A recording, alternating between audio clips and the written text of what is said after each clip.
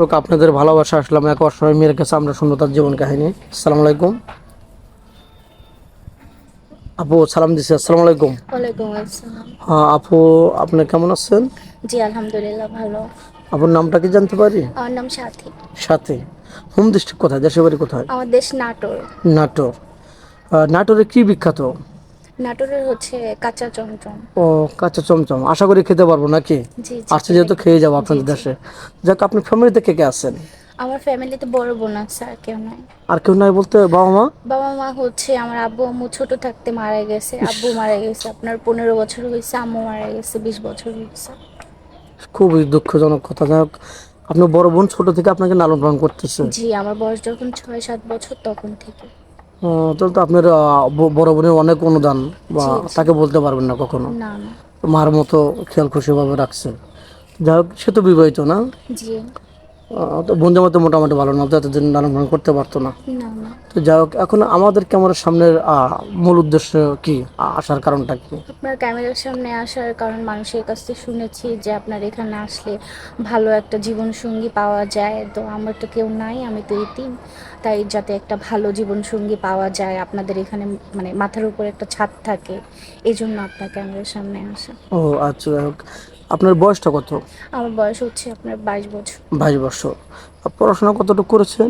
+5। Class 5। যাক, আপনার 22 বছর বয়স। আপনার কি কোয়ালিটির ম্যান চাচ্ছেন, যে আপনার, আপনি যেমন 22, 25, 30 বা 35, কতটুকু বয়স লাগবে না আপনার সেটা মনে হয়? যেরকমই হোক কোনো সমস্যা নাই, কিন্তু ভালো মনের মানুষ হতে হবে। এই যে ভালো মনের মানুষ, এটা আপনি কিভাবে বুঝবেন? জি আমার তো কোনো ফোন নাই। তো আমি আমার একটা ফোনের ব্যবস্থা হলে তার সাথে যখন আমি কিছুদিন কথা বলবো, তাকে বুঝবো জানবো, তখনই আমি বুঝতে পারবো যে সে ভালো মনের মানুষ। ও, কারণ মানুষের কথা এবং মানুষকে দেখলেই বোঝা যায় যে সে আসলে কিরকম। ও এক্স্যাক্টলি রাইট কথা বলছেন, খুবই ভালো লাগলো। আপনি বলতে চাচ্ছেন যে আমার তো ফোন নেই, লোকটা যদি আমাকে ফোন কিনে দেয় 1-2 মাস কথা বললে বুঝতে পারবো, জি জি সেও বুঝতে পারবে যে আমি ম্যানটা কেমন। জি তাহলে হ্যাঁ, সে পারফেক্ট একটা ওয়াইফ পাবে, আমি একটা পারফেক্ট স্বামী পাবো, এই বলতে চাচ্ছেন না? জি জি। আপনি কি রান্না করতে ভালোবাসেন বা কি খেতে ভালোবাসেন? আমি সব কিছুই মোটামুটি করতে পারি। হ্যাঁ। আপনার বাংলাদেশের 64 জেলা কোন জেলাটা ভালো লাগে? আমার ঢাকাই ভাল লাগে। ঢাকায় ভালো জি লাগে না? আপনার স্বামী যদি বলে যে চলো কোথাও ঘুরে আসি, তাহলে ঢাকায় এসে বেরিয়ে যাবেন, এই তো? জি জি। যাই হোক, অনেক কথা বলে ফেললাম। আপনি যৌথ ফ্যামিলি ভালো লাগে নাকি সিঙ্গেল ফ্যামিলি ভালো লাগে? সেটা একটা হইলেই হয়, সমস্যা নেই।